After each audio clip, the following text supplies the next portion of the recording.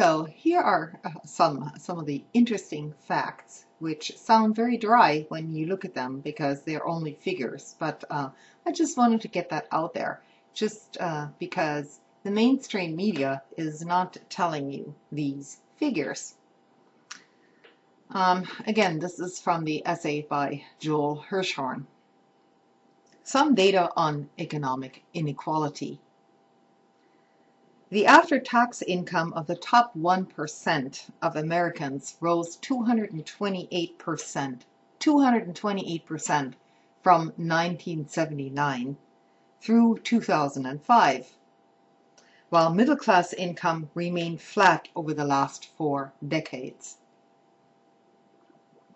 And this goes pretty much along with Billy Bob Joe 57's video, who disseminated the same facts, although not too many people seem to pay attention to it.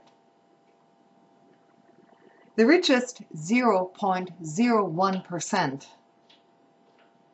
of earners made 5.1% of all income in 2005 here in the United States, up more than 300% from just 1.2% in the 1960s. So in other words, within a time span of about 50 years. Bad economic times, like the present, will just exaggerate these inequalities. Even as most Wall Street companies lost billions in the subprime mortgage debacle, after they had already made billions, they gave obscene bonuses to their top employees. The average topped at $180,000 per year for a bonus, not their salary, just the bonus.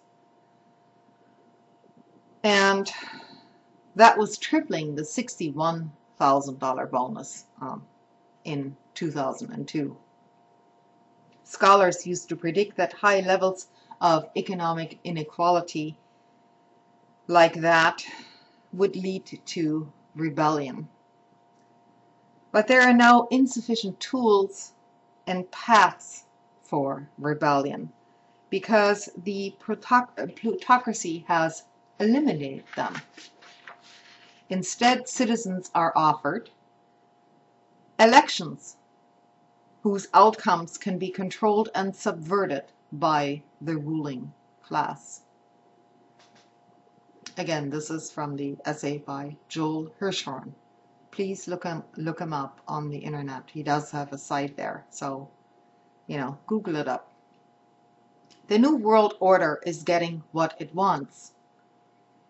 A stable two-class system with a lower class serving the elitist upper class. The paradox is that along with rising economic inequality and apartheid is mounting consumerism and materialism that is used to pacify, distract, and to control the masses. That's where the easy credit comes in, and cheap products from low-wage nations.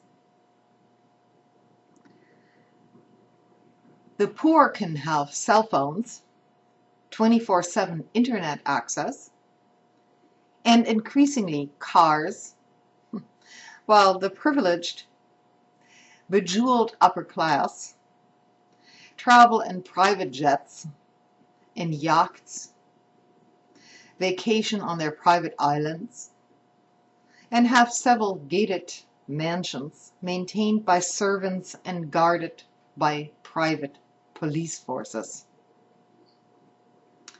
We have a technologically advanced form of medieval society.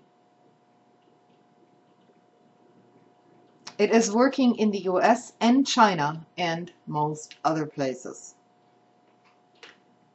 Elections just mask economic tyranny and slavery.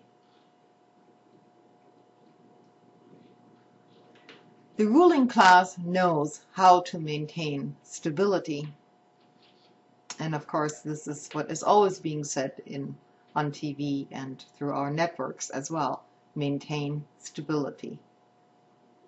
Keep the masses distracted, fearful, brainwashed, insecure, and dependent on business sectors for survival.